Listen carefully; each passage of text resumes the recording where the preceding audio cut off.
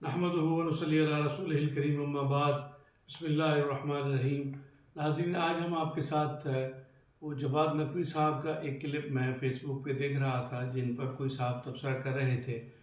تو اس کلپ میں وہ کہہ رہے تھے کہ غزوہ احد کے موقع پر جب صحابہ کو اطلاع ملی کہ ہمارے کچھ بڑے سردار جو ہے وہ شہید ہو گئے ہیں تو وہ میدان جنگ چھوڑ کر چلے گئے اور اس کی وجہ سے وہ شکست کا سامنا کرنا پڑا۔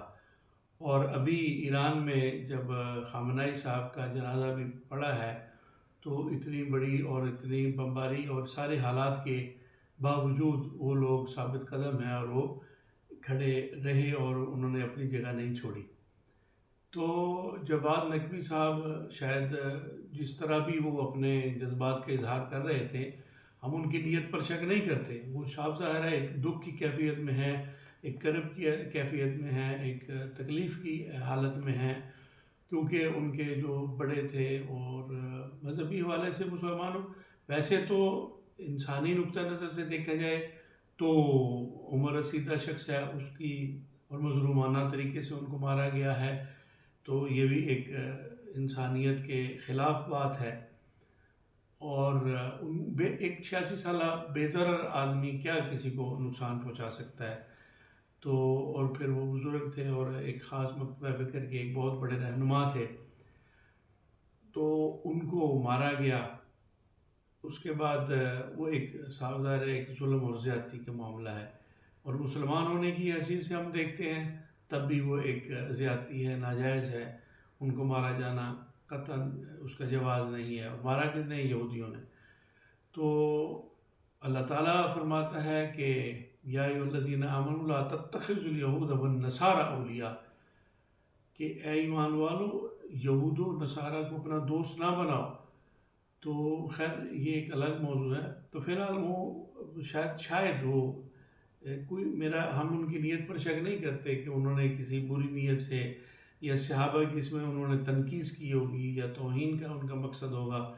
وہ یقیناً اللہ تعالیٰ ان کو معاف فرمائے، ہمیں بھی معاف فرمائے، انہوں نے کوئی ان کی تنقید کی نیت سے نہیں کہا ہوگا۔ یقیناً ہمارا تو یہی خوشگمانی ہے اور ہمیں خوشگمان ہی ہونا چاہیے، بدگمانی سے بچنا چاہیے، یہی ہمارا قرآن ہمیں درس دیتا ہے۔ تو وہ بات کرتے کرتے وہ ہو گیا ہوگا ان سے، تو بہرحال اس میں ان کو رجوع کرنا چاہیے اپنے اس بات سے کہ، اور کمپیریزن تو کرنے کی ضرورت ہی نہیں ہے، وہ اپنی بات کریں، اس واقعے کے ساتھ اس واقعے کو ملانے کی کوئی قطعاً ضرورت نہیں ہے۔ وہ واقعہ تھا، وہ ایک اسلامی تاریخ کا، اور رسول اللہ صلی اللہ علیہ وسلم نے صحابہ کو مقرر فرمایا تھا، اور آپ نے جس طرح فرمایا تھا کہ جب تک میں نہ کہوں اس جگہ کو نہیں چھوڑنا، تو وہ ایک الگ واقعہ ہے۔ تو یہ الگ واقعہ ہے، اس کا کوئی کمپیریزن ہی نہیں ہے۔ واقعے کو اس واقعے کے ساتھ تطبیق دینا یا تقابل کرنا یا کمپیریزن کرنا قطعاً مناسب نہیں ہے۔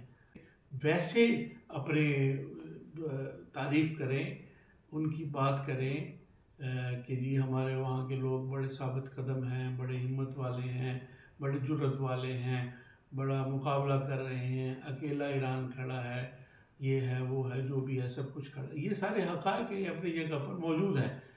تو وہ بہادر لوگ ہیں، وہ اکیلا، یہ بھی بڑی بات ہے کہ اس دور میں اکیلا اس کو آنکھیں دکھا رہا ہے، وہ کھڑا ہے مقابلے میں، اور ساری اسلامی دنیا جو ہے وہ انہوں نے لا تتخذوا اليہود والنصارى اولیاء کے، انہوں نے ان کو دوست بنایا، بلکہ دوست کیا بنایا، ان کو اپنا محافظ بنایا ہوا ہے، گویا کہ اپنے دشمن کو سمجھ کر ان کو اڈے دیے ہوں اور ان کو ڈیرے لگائے ہوئے ہیں تاکہ اس علاقے پر ان کا کنٹرول ہو۔ ان کی تو چال ہی ہے، جو اپنے آپ کو سب سے زیادہ طاقتور سمجھتا ہے کہ دنیا کے ہر خطے میں، ہر علاقے میں کسی نہ کسی طریقے سے وہ اپنی موجودگی رکھنا چاہتا ہے، ظاہر کرنا چاہتا ہے، تاکہ اس کا کنٹرول کسی نہ کسی طریقے سے رہے، کیونکہ وہ ان کا کام ہی سازش کرنا ہے، ان کا کام ہی مسلمانوں کو مارنا ہے۔ اور اگر مسلمانوں میں سے ہی لوگ ان کے ساتھ تعاون کریں گے، ان کے ڈر سے، ان کے خوف سے، تو پھر وہ ڈر خوف، تو پھر جو ڈرتا ہے وہ مرتا ہے۔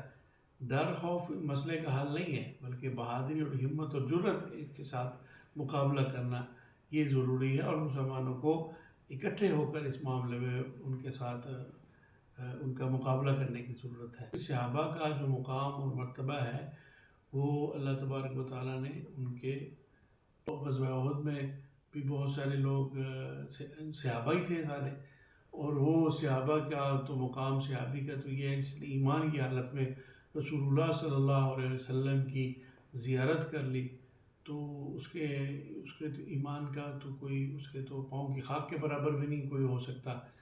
تو اس طرح کا تقابل اور کمپیریزن گفتگو میں نہیں کرنا چاہیے۔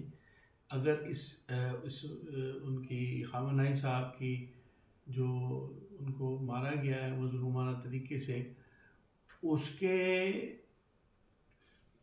سے تکلیف یقیناً پوری ایرانی قوم اور پوری شیعہ جو مکتبہ فکر ہے وہ یقیناً ان کے دل دکھے، اور بلکہ ہم تو یہ سمجھتے ہیں کہ پوری امت مسلمہ کے دل دکھے ہیں۔